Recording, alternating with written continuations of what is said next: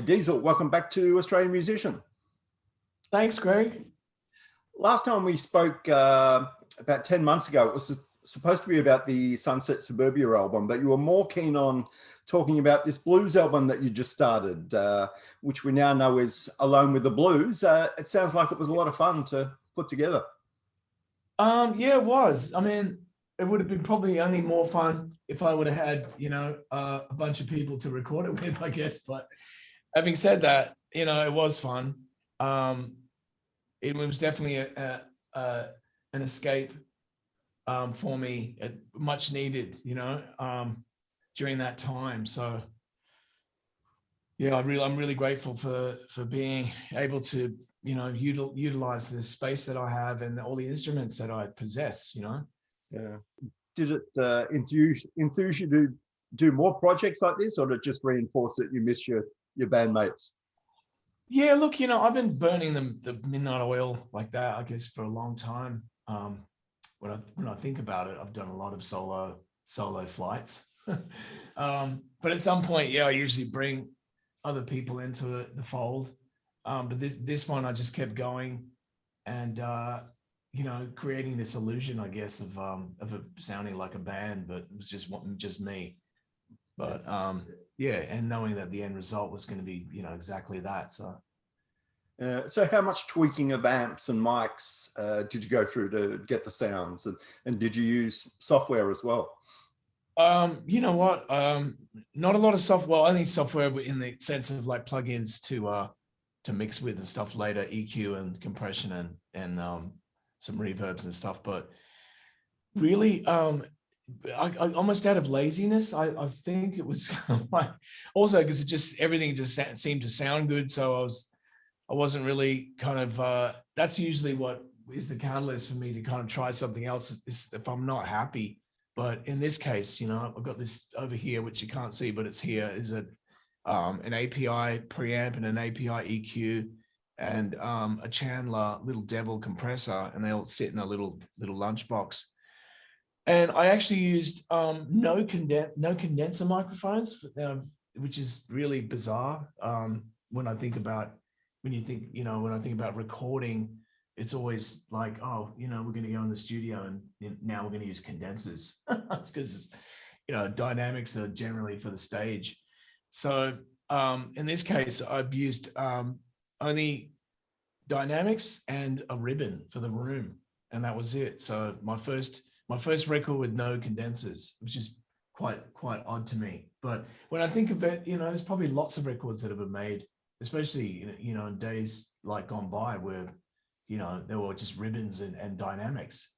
So yeah, I really like the rolled off kind of nature of but having said that, this little mic here, this Phillips, which I got on eBay for almost nothing, it's like an announcement mic, probably used on radio or maybe in like sporting events or just general announcement sort of situations, because it was supposed to sit on like a small stand. And yeah, I just thought I've been using it to kind of record this, that, and the other, but I never really put it under the microscope. And what blew me away is the extended frequency range on a mic that is, I don't know, from the 50s, I'm guessing. And it looks like it would be really lo-fi, but it actually has like this top end and is able to handle the frequencies of a double bass, like mic'd up close, which is super subby, like 808s and things like that obviously have a lot of sub, and the double bass definitely gives it a run for its money. It's got so much sub, and it just handled it. Like, I just thought, it made me scratch my head and think, don't discount a mic just because it looks old and retro or whatever. They had wide frequency response, way back. So that and this trusty old SM7 over here, which was given to me by Jim Blackfoot, and it comes from Trafalgar Studios. It's got it like engraved on the mic. So a lot of really amazing historical records were made with this mic.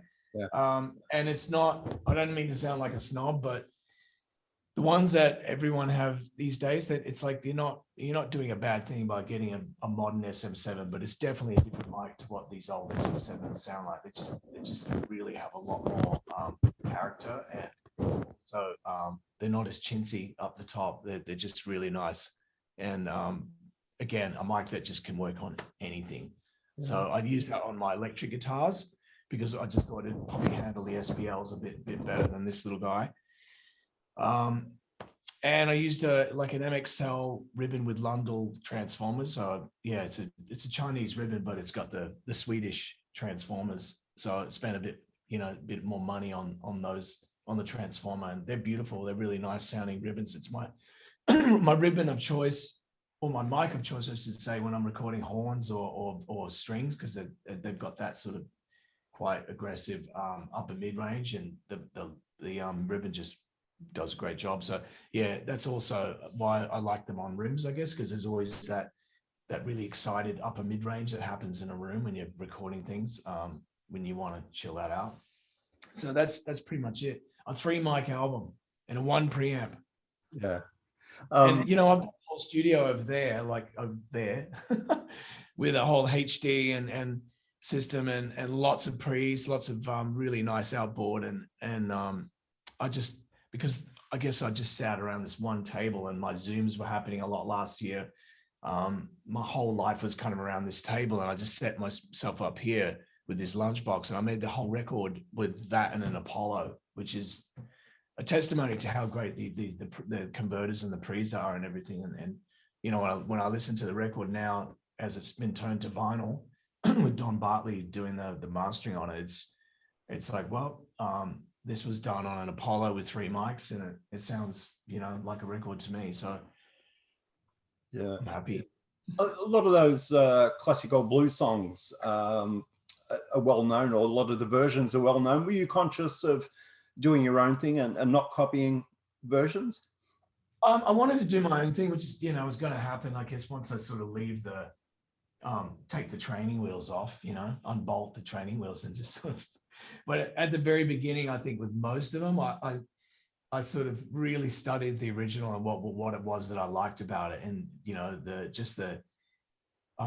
tried to just get my hands doing the right things with the lilt, as we call it. Well, I call it the lilt of the groove, and the tempo. I didn't want to just kind of tempos are really important, I think. And the tempos felt really good to me, so I was really adamant about keeping that tempo. And then after that sort of fact, the lilt, the tempo, then I just let it sort of do its own thing. And of course, this is one person sort of trying to replicate a band, so it was never going to be exactly the same.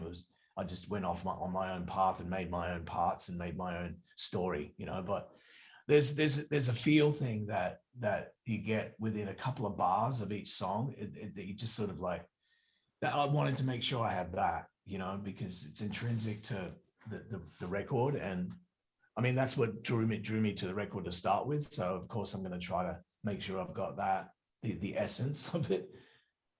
Yeah. 11 tracks on the album. Did you play around with many more?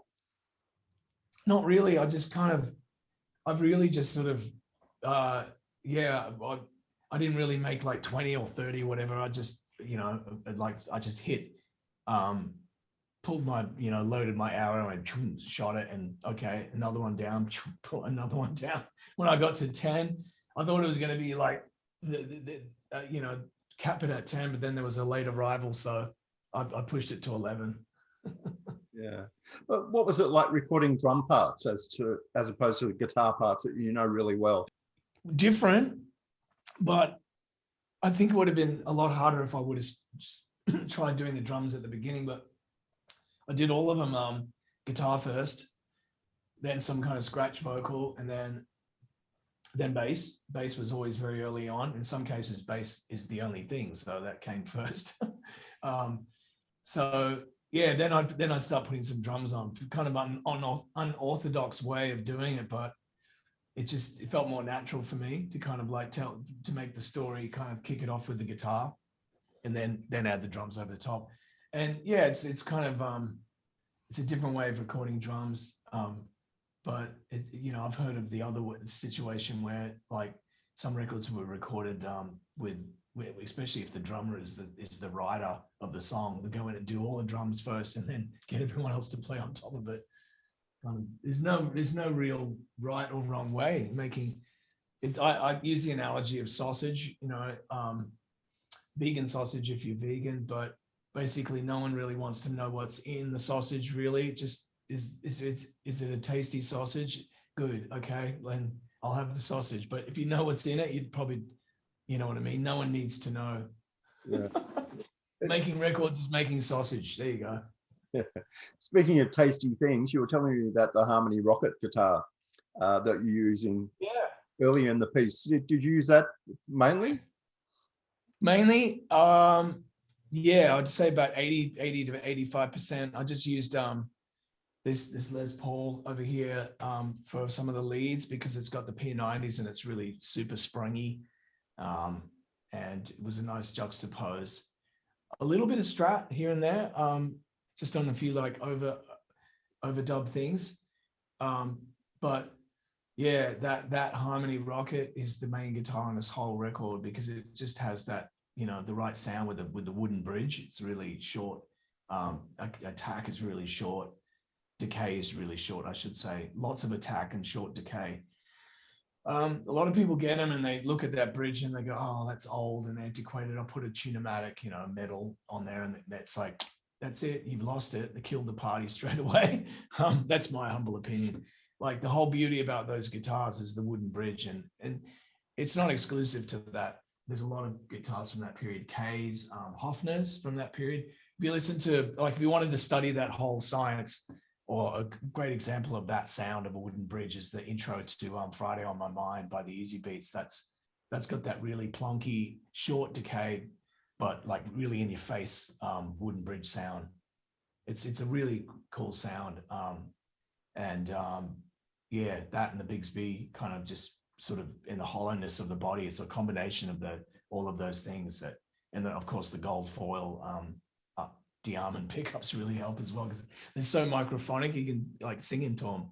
They really are like, I think the French call pickups microphones, but when they're good and they're really doing their job, in a retro sort of way, I guess, for want of a better word, they are very microphonic. They do pick up a lot for sound, which in a modern world with like lots of gain and everything is not ideal. They're not the pickup you want to use when you step on a big muff, put it that way.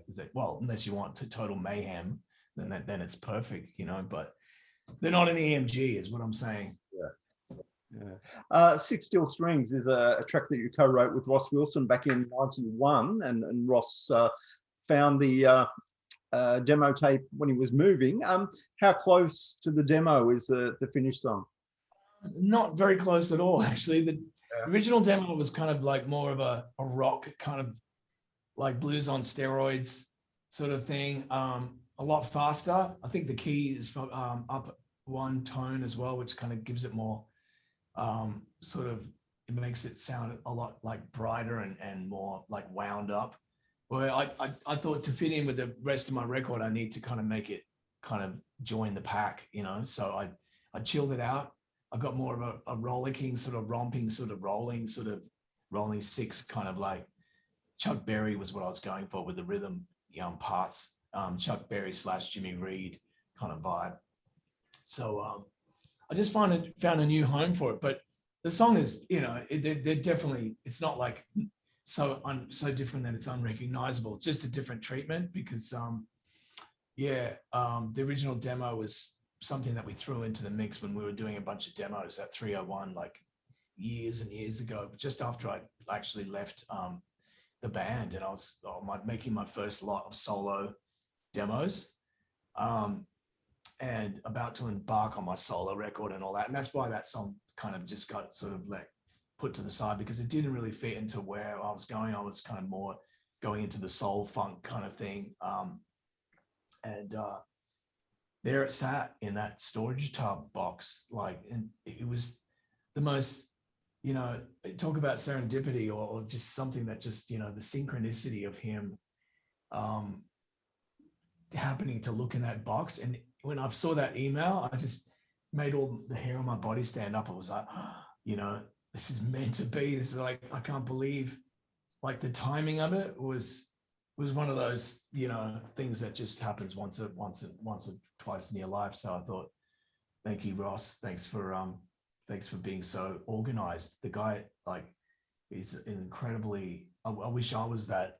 I've got drawers full of like stuff, but it's just like a mess. A lot's happened since we last spoke. Of course, we lost the great man, Michael Gudinski. Do you remember the first time you met Michael? God, I think I met him at one of my gigs, and I think it was at the Sydney Cove Tavern, because Mushroom were like sniffing around, trying to, showing interest to sign us, but they were being super like laid back about it, and not being, they were always the cool ones in the room, unlike some other labels that were like buying us $400 lobsters and bottles of French champagne and stuff. And his energy was like something that I think I noticed his energy before I actually noticed him. It was like, what is this thing in my dressing room? It's like a whirling dervish, oh, that's Michael Gudinski. Okay. And yeah, it's like one of those things. I don't remember having to kind of like get to know him or feel like I was, oh, now I feel like I'm family, or, it's whatever. It's just instantly, I just felt like it was family, that's something that I can't say that I've felt that many times in through my career. But Michael was also, a lot of people think that I was with Mushroom or with Michael Gudinski as a manager or whatever right from the start. But, I think they just assume that. A lot of people also think that I lived in Melbourne through all that period. I love Melbourne, but I signed with Mushroom Publishing only like relatively recent years. And the labels that I was with before that I was signed to Chrysalis originally through New York. So Michael was always there, but he wasn't actually, part of my career technically. He was just there and was always, there ready to give me advice. But when it came time to turn into a solo artist, that's when I started being managed by Michael. And obviously our relationship grew. But sorry about that. And he was, the catalyst for getting me together with Chris Wilson. And, I remember one of the, early conversations having with Michael was he would, light up about talking about the blues and talking about his beginnings in touring and record releasing were really based around the blues. Like he would bring American blues acts out and release their records, some of the early releases that he did. And of course, the Australian blues like Matt Taylor and Chain and stuff like that. But he was always a big fan of that genre. So him getting me together at that point in my career, I'd made, 3 albums, and it was a really good time for me to kind of, sort of really rediscover my roots and go deeper into my roots, I think, more than anything. And Chris Wilson was like, he was the grand poobah, the dean of the school, as far as I'm concerned. So it was really great working with Chris at that point. I felt like I really kind of benefited from that whole experience. And Michael was a catalyst. So yeah. It's hard to plan anything at the moment. What's today's plan for the rest of the year? Well, I've got a full touring schedule, very, very full. That's the plan for now. But as it is, it's like, take it like week by week at the moment. I'm really grateful that we were able to get some shows off the calendar this year, like tick box. But it's kind of like, I have to admit, we're getting pretty tired of like rescheduling. It's like it's getting a little easier, maybe a tiny bit easier because of the idea of it, because we're getting so used to it. But I am getting pretty tired of it. It's not something I enjoy, rescheduling shows. It's just horrible. Yeah. So I'm really I hope I don't upset any anti-vaxxers in saying this, but it's all we've got, folks. So let's dig in and use it, because there's nothing else that's going to beat this monster. And if we want to have, the freedom to move around, and for me, I know I'm talking because I know I sound biased because my industry needs to move around. We're not going to be able to do it any other way. So just get the jab, everybody, when you can, because that's our only hope, really. Yeah. All right, mate. Always good to catch up and chat. Alone with the Blues is a great album, and people should check it out. Yeah, get the vinyl. Yeah. That's the way to do it. All right, mate. Catch you next time. Thanks for having me.